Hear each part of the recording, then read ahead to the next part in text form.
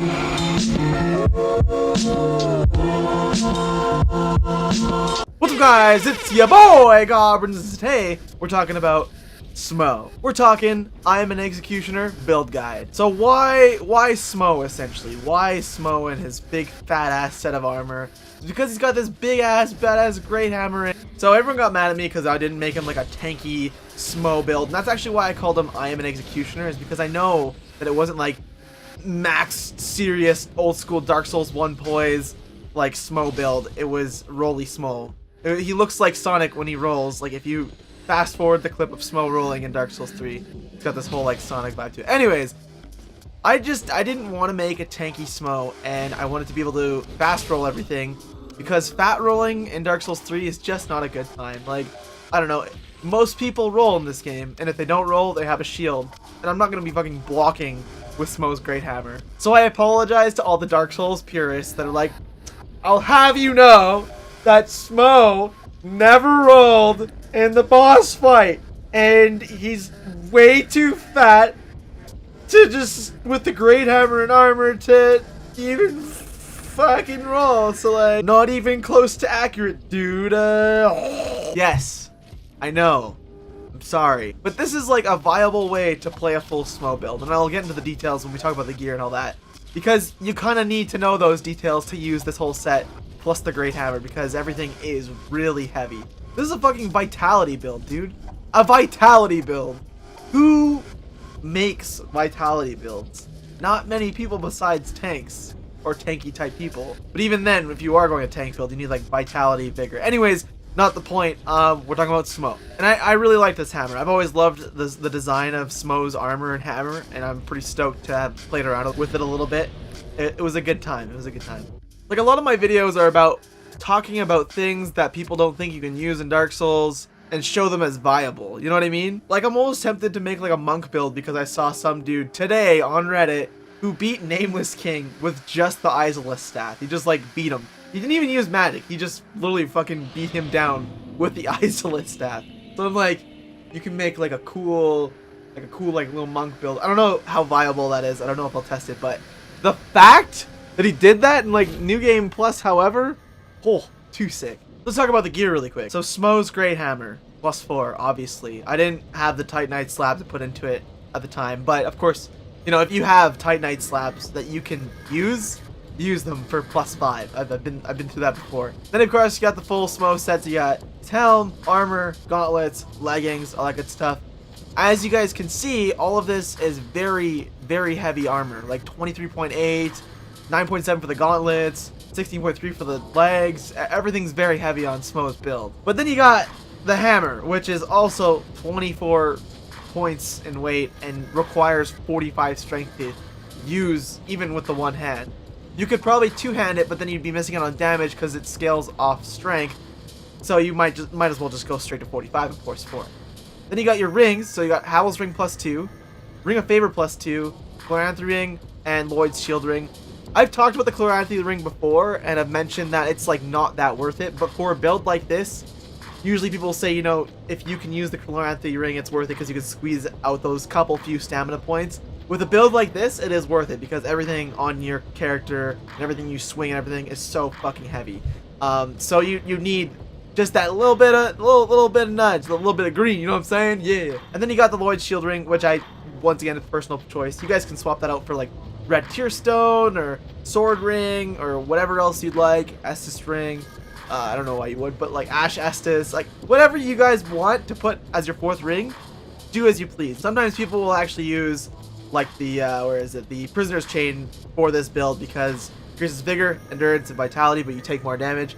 I didn't want to take more damage, so I did not use that. So I just used the most appropriate rings here. And unfortunately, they're the +2 rings, so you'll have to be in New Game +2 in order to get these rings, which I usually don't recommend, because usually I like to make builds where you can just, you know, you can build them in New Game and you'd be good to go.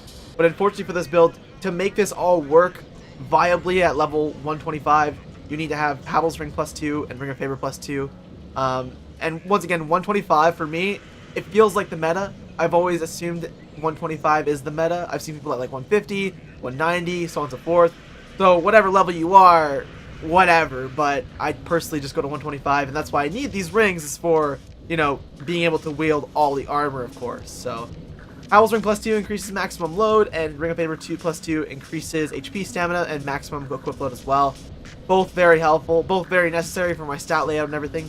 I crunched the numbers, I did the math. I was like, okay, here's what I need with the Ring of Favor +2 and Havels Ring +2 to make this all work at a decent pace. And then people got mad at me because they're like, yo, you need more health, dude. You need more, like, strength and stuff. I'm like, but you need to...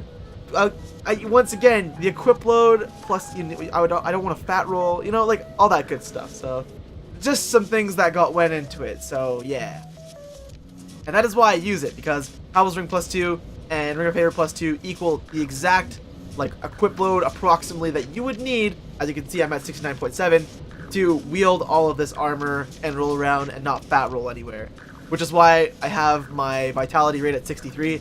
Because once again, that grants me like the perfect amount of everything I need in order to not fat roll or like not even be able to roll with any of this armor on. So that was the idea. That's why I did it, because personally I play a caster all the time. You guys know that. I cast all sorts of things all the time. So that's why I needed to play this way, is because I roll. I always roll. I don't use shields. I don't use no shields. If you use shields, it's okay. I just don't use shields. So whatever, man, it is what it is. We'll talk about the stats really quick here. So Vigor's at 26. I was comfortable with Vigor 26, and you know, I could have unloaded some points from endurance into Vigor, but I really needed the stamina. In order to get swings in with this Great Hammer, you need the stamina to be there. It's very necessary. So once again, that's why I had the Chloranthy Ring on there. I'm very against using the Chloranthy Ring unless it's Dark Souls 1 or Dark Souls 2. But it's not Dark Souls 1 and Dark Souls 2, it's Dark Souls 3, where it's like not nearly as effective. But for this situation, I used it because it made the most sense. So yeah, I'm probably going to make a new character soon as Deprived, just to have like a pretty blank slate. But I'm playing this class as a starter class of Pyromancy. That's why I have even my Intelligence and Faith at 14 and my Attunement at 12, is because those are the base stats that you get for Pyromancer.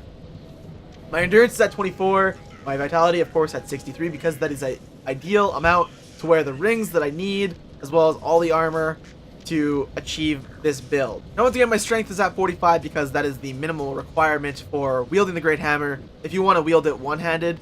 But I figured strength at 25 is good because even though I'm using it two-handed, I wanted to make sure I got the damage out of it. So it's at least something if I stop right at 45, because strength generally soft caps, I believe, at 40 actually. I'm gonna say 40. I don't want to look it up right now, but I'm pretty sure strength and dexterity cap at 40, and then there's a harder cap of course at like 60 and so on and so forth. So yeah, dexterity is at 9 because I don't really need it for this build. If I was like doing a katana build or something like that, then I'd probably need it, but I don't. Not for this guy. I don't need it for this guy. And Luck's at 7 of course, because that is standard for Pyromancy starting class, and that is just what comes with the class. So yeah, let's talk about the Great Hammer really quick. We're gonna just go ahead and test it out on my favorite mob. We got to give this dude a name at some point, because this is my favorite dude to test shit on. He's that guy that like walks around with big like machete. I'm pretty sure it's a machete, and we always test shit on him, so I feel like we should give him a name. Drop a name in the comments. Mash that motherfucking like button if you up right now. Alright, so talking about the moveset on the Great Hammer on this dude, as per usual, he's got that, not even really a machete, it's like whatever weapon. Anyways, so this is the Great Hammer in action. I'm two-handing it. That's how I worked this thing, because that is the way that I play, and it just made sense because Smough only uses the one Great Hammer. So, you know, as an executioner maybe should back in Dark Souls 1's days. So that's why I did just the hammer. But yes, you got these big beefy swings, and it of course just stun locks people, which is great. I found I could only get like 3 swings in using Chloranthy and the endurance that I have at 24 right now. But you know, it's good enough to at least get 2 swings in and then back away, which is what I did for PvP. So I'd be like boom, and then just give a little back step in there, or even just roll away. Whatever works really. Both were very viable. So, and then there's my favorite one, which is actually the rolling R1. So I just showed you guys the basic R1. This is the rolling R1. It like you literally bat people. It's fucking awesome. It's really good for catching anyone off guard. Keep in mind it can be parried. People will parry you with this Great Hammer. Don't ask me how or why, but apparently you can parry a massive hammer like this, because that makes a whole lot of sense. You know what I mean? Like, what? But okay. So it's sweet because you can get in there and it pretty much does a full tilt 360 swing, which is great. But it's really good for approaching and everything in PvP. But once again, it will get parried. Usually I'll actually roll a couple times before throwing my swing out, because after you roll the first time and then try and get that rolling R1 in, that's when people will try and parry you. So if you roll a couple times or like roll at least twice, then it kind of throws them off. You'll see them throw their parry out, and then you can just get in there and boom, do one of those. So except rolling R1. So yeah, that's what I found was really effective with this build actually.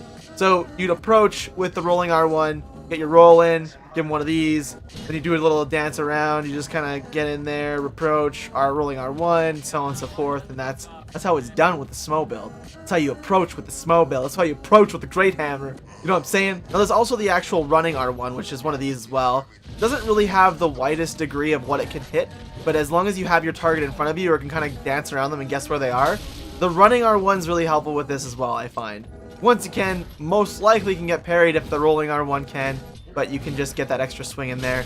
Like I said, it doesn't have as big of a fan as like the regular R1 does or the rolling R1 does, but it's very helpful for approaching. People don't expect to just see a Great Hammer get swanging at them just like that, so that's good once again for approaching. And then there was our heavy attack, which is this guy right here. And you guys have all seen that. I actually hit someone with that in the video. I was very stoked on it. Sometimes you can catch people in that. It's very similar to like the law of being able to cast properly when locked on, where you kind of just throw it at them and hope that they don't suspect it. Because no one suspects you to do this in the middle of nowhere. Nobody suspects you to come down with a hammer and jump in the air like that.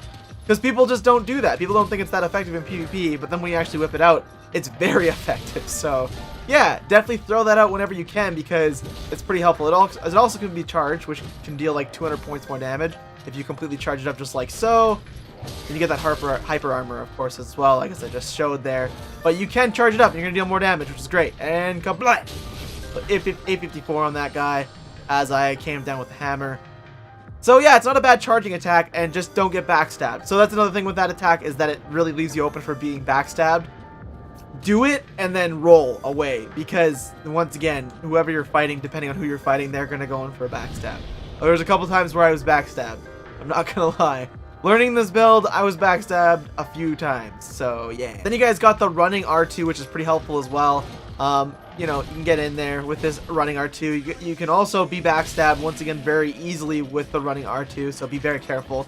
But decent for approaching. It goes really in a straight line when you use the hammer. So I don't know if I'd call it as effective as the running R1, because the running R1, you kind of get this whole fan going, and it does one of those. Deals, of course, less damage, but, you know, it's not bad. I don't know if you ever get to really use it. It's like a running R1, but with more damage, but with less spread. You know what I mean? Does that make sense? I think that makes sense. So once again, running R1, and then you got the running R2, which is slightly different, but yeah. Now, another thing to note about the Smoughs hammer is you also have the weapon art, which is Preservance, so you can use that. It's going to add up your poise, make it so you're a little bit harder to hit and all that good stuff.